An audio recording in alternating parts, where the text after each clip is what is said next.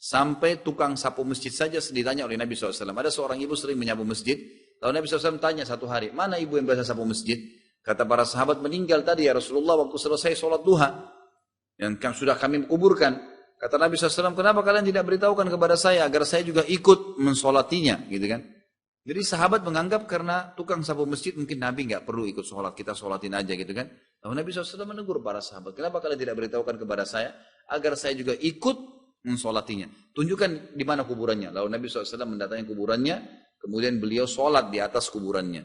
Dan satu-satunya sholat yang boleh dikerjakan di kuburan hanya sholat jenazah, yang jenazah itu memang baru dikubur hari itu. Ya. Kalau bapak ibu punya kerabat dikubur nih, meninggal, kita belum sempat sholat di hari itu ya, maka boleh dikuburkan, boleh didatangi kuburnya dan sholat di atasnya sesuai dengan hadis yang tadi sudah saya sebutkan. Nabi SAW mensolati seorang wanita penyapu masjid di atas kuburannya, gitu kan? Kalau dikubur hari itu ya, nggak boleh kalau sudah kemarin, besok, 1 tahun, udah nggak boleh. Juga perlu saya garis bawahi bapak ibu sekalian, ini banyak sering terjadi di Indonesia. Sering kali kita kerjakan sholat gaib. Gitu. Ada yang meninggal sana, sholat gaib di sini. Gitu. Sholat gaib ini banyak yang tidak paham. Kalau anda kembali ke buku-buku fikih, sholat gaib itu hanya dikerjakan oleh Nabi SAW sekali dalam hidup beliau. Itu pun ditujukan kepada seorang sahabat, seorang tabi'in, bukan sahabat, yang bernama Najasyi, Raja Ethiopia. Beliau sempat masuk Islam waktu itu, tapi menyembunyikan Islamnya. Di zaman Nabi SAW, dan masuk Islam di tangan Nabi SAW.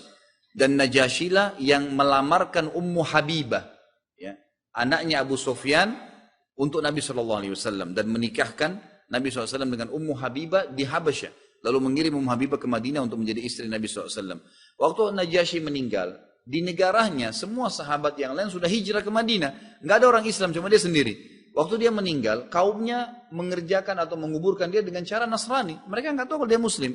Karena waktu itu kalau dia iklankan, dia bisa dibunuh, gitu kan?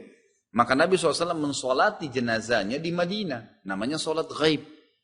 Maksudnya apa? Kalau jenazah itu nggak ada yang sholatin, baru boleh sholat gaib. Kalau sudah ada yang sholatin, nggak boleh lagi, gitu kan? Sebab sudah itu sholat jenazah hukumnya fardu kifayah. Fardu kifayah. Artinya dia wajib tapi kifayah, cukup kalau sudah ada yang mengerjakannya. Ini perlu difahamin ya. Karena kadang-kadang kita ada satu meninggal, hampir seluruh masjid di Jakarta atau di Indonesia ini sholatin. Nah ini termasuk ya tidak sesuai dengan sunnah Nabi SAW. Allahu a'lam.